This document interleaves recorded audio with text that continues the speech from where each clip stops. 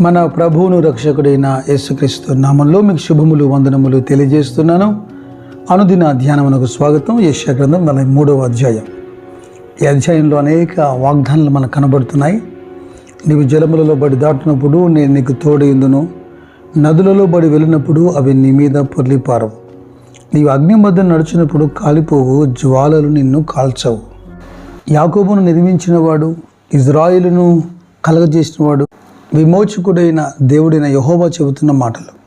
కీర్తన 66:12 చెప్పినట్టుగా నీళ్ళలోనూ నిప్పులలోనూ పడిన మాట వాస్తవమే, కానీ అవేవి వారి మీద పొర్లి ప్రవహించలేదు, వారిని కాల్చివేయలేదు. నిర్గమకాండం 14:21లోను, యెహోషువ 3:15లోను అటు ఎర్ర సముద్రము ఎదుట, ఇటు యోర్దాను ఎదుట దేవుని ప్రజలు గొప్ప సవాళ్ళు ఎదుర్కొన్నారు. వాటి గుండా దిగి నడవాల్సి వచ్చింది, కానీ జలములు వారికి హాని చేయలేదు. అదే జలములు శత్రువులను ముంచివేశాయి. దేవుని ప్రజలు నడుస్తున్నప్పుడు ఏకరాశిగా నిలిచిపోయాయి. ఇక దానియేలు గ్రంథంలో బొమ్మకు మురకనందున షడ్రకు, మేషకు, అబేద్నెగోను బంధించి అగ్నిగుండములో పడవేయలేదా? దానియేలు గ్రంథం 3వ అధ్యాయం 25వ వచనంలో రాజు అంటున్నాడు, నేను నలుగురిని చూస్తున్నాను అని. అయితే ఆ 4వ వాడు దేవుని దూతను పోలి ఉన్నాడట. వారి శరీరములకు కాలిన వాసన కూడా తగలకుండా దేవుడు వారిని రక్షించాడు. ఇజ్రాయేలు యొక్క కాపుదలకు సంబంధించి, తిరిగి సమకూర్చుటకు సంబంధించి ఈ అధ్యాయంలో అనేక వచనాలు మనకు కనబడతాయి. అయితే ఒక ప్రాముఖ్యమైన విషయం నేను చెప్పగోరుతున్నాను. 18-19 వచనాలు మనకు బాగా పరిచయమైన వాక్కులు. మనుపటి వాటిని జ్ఞాపకం చేసుకొనకుడి, పూర్వకాలపు సంగతులను తలంచుకొనకుడి. ఇదిగో నేను ఒక నూతన క్రియ చేయుచున్నాను, ఇప్పుడే అది మొలచును, మీరు దాన్ని ఆలోచింపరా. ఆయన చేయబోతున్నటువంటి నూతన క్రియ ఎటిదో కింది వచనాల్లో రాయబడింది. 22వ వచనం గమనించండి. యాకోబు, నీవు నాకు మొరపెట్టుట లేదు, ఇజ్రాయేలు నన్ను గూర్చి నీవు విసిగితివి కదా అంటాడు. దేవుడు ఏం చేశాడని ప్రజలకు దేవుని పైన విసుగు కలిగింది. ప్రవక్త మీకా ద్వారా దేవుడు మాట్లాడుతున్నాడు. నా జనులారా, నేను మీకేం చేసి తిని, మిమ్మల్ని ఎలాగో ఆయాసపరిచితిని, అది నాతో చెప్పుడి. ఐగుప్తు దేశంలో నుండి నేను మిమ్మల్ని రప్పించి తిని, దాసగృహములో నుండి మిమ్మల్ని విమోచించి తిని, మిమ్మల్ని నడిపించుటకై మోషే, అహరోను, మిరియాములను పంపితిని. నా జనులారా, యెహోవా నీతి కార్యములను మీరు గ్రహించినట్లు మోయాబు రాజైన బాలాకు యోచించిన దానిని, బెయరు కుమారుడైన బిలాము అతనికి ప్రత్యుత్తరముగా చెప్పిన మాటలను, సిత్తీము మొదలుకొని గిల్గాలు వరకు జరిగిన వాటిని మనసునకు తెచ్చుకొనుడి. పలుమార్లు దేవుని మీద తిరగబడి ప్రజలు దేవుని విసిగించారు, కానీ తిరిగి దేవుడే తమను విసిగించినట్టుగా వాపోతున్నారు. ఈ యెషయా గ్రంథం 43వ అధ్యాయంలో 23వ వచనంలో దేవుడు అంటున్నాడు, దహన బలులుగా గొర్రెల మేకల పిల్లలు నా యొద్దకు తేలేదు, నీ బలుల చేత నన్ను గణపరచలేదు. నైవేద్యములు చేయవలనని నేను నిన్ను బలవంత పెట్టలేదు, ధూపం వేయవలనని నిన్ను విసిగింపలేదు. ఈ అంశాలన్నీ మనకు బాగా అర్థమయ్యేదానికి 25వ వచనం చదవాలి. నేనే నా చిత్తానుసారముగా నీ అతిక్రమములను తుడిచివేయుచున్నాను, నేను నీ పాపములను జ్ఞాపకము చేసుకొనను. మనమేదో రిపెంట్ అయ్యామని, వెనుదిరిగి వచ్చామని వెనుదిరగాలి తప్పదు. కానీ మన పశ్చాత్తాపము, మన పాపక్షమాపణ, లేదా మనం కొనసాగిస్తున్న భక్తి, అది దేవుని ఎదుట నీతిగా ఎంచబడుతుందా? అది మురికి గుడ్డ కాదా?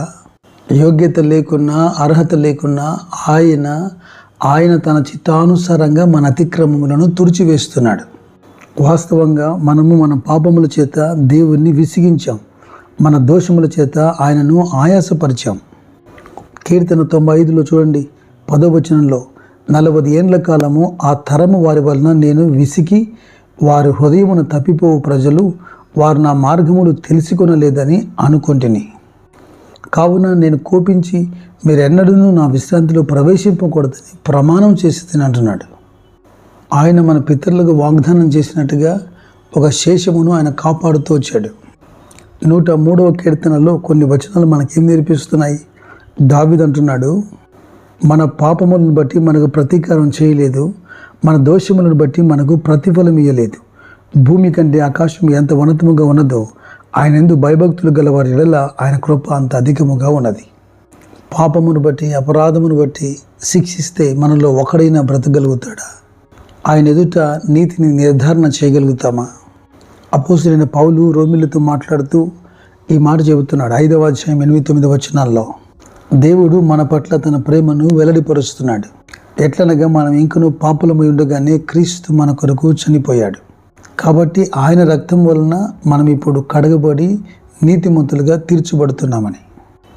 ఎఫెసీ పత్రిక 2వ అధ్యాయము 8వ వచనం కూడా అంటుంది, మీరు విశ్వాసము ద్వారా కృపచేతనే రక్షింపబడి ఉన్నారు, ఇది మీ వలన కలిగింది కాదు, దేవుని వరమే అని. ప్రవక్త అయినటువంటి ఇర్మియా ద్వారా చెబుతున్న మాట వినండి. ఇర్మియా గ్రంథం 31వ అధ్యాయము 34వ వచనం, నేను వారికి దేవుని యందును, వారు నాకు జనులగుదురు, వారు మరి ఎన్నడూను యెహోవాను గురించి బోధనొందుదము అని తమ పొరుగు వారికి కానీ తమ సహోదరులకు కానీ ఉపదేశం చేయరు. నేను వారి దోషములను క్షమించి వారి పాపములను ఇక ఎన్నడూ జ్ఞాపకం చేసుకున్నాను గనక అల్పులేమి గనులేమి అందరూ నన్ను ఎరుగుదురు. ఇదే యెహోవా వాక్. అపోస్తలుడైన పౌలు అంతటివాడే మంచిది ఏది నాలో లేదని నేను ఎరుగుదును అంటున్నాడు. మనము పశ్చాత్తాపడాలి అంటే మనలో ఏదో మంచి లక్షణం ఉండాలి కదా. ఇది కూడా దేవుని ఆత్మ చేస్తున్న ప్రక్రియే. ఆయన మనపైన ఒప్పుగోలు ఆత్మగా వస్తున్నాడు. పాపమును నీతిని ఆయన ఒప్పిస్తున్నాడు. స్వతహాగా ఈ మనిషి కూడా పశ్చాత్తాపడలేడు. అలాగే పాపక్షమాపణ పొందిన తర్వాత జీవితకాలం అంతా తన రక్షణను కూడా స్వతహాగా ఏ వ్యక్తి కొనసాగించలేడు. మనలో ఈ సత్క్రియను ప్రారంభించిన వాడే క్రీస్తు దినం వరకు దాన్ని కొనసాగించగలుగుతాడని మనం రూఢిగా నమ్ముతున్నామంటున్నాడు పౌలు. ప్రభు చేయబోతున్నటువంటి నూతన క్రియ మీ జీవితంలో ఏదో అద్భుతము సూచక్రియ కాదు, కానీ అరణ్యం లాంటి జీవితాల్లో త్రోవ కలగాలి. ఎండిపోయినటువంటి మీ జీవితాల్లో జీవజల నది అయిన క్రీస్తు ప్రవహించాలి. యాకోబుతో దేవుడు మాట్లాడుతూ అంటున్నాడు, నీవు నా దృష్టికి ప్రియుడవయ్యావు గనుక గనుడవైతివి, నేను నిన్ను ప్రేమించుచున్నాను గనుక నీకు ప్రతిగా మనుషులను అప్పగిస్తున్నానని, నీ ప్రాణముకు ప్రతిగా జనములను అప్పగించుచున్నాను. ఇప్పుడైతే అట్లు చేయక మన ప్రభువే మన కొరకు తన ప్రాణమును అప్పగించి ఉన్నారు. ఇట్లు ఆయనే మనల్ని రక్షించిన వాడయ్యాడు. దేవుడి తన చిత్తానుసారంగా మన అతిక్రమములన్నీ తుడిచివేయునుగాక, మరెప్పుడూ వాటిని జ్ఞాపకం చేసుకొనకుండునుగాక. ప్రభువును ప్రేమించు వారికి కృప కలుగునుగాక. God bless you.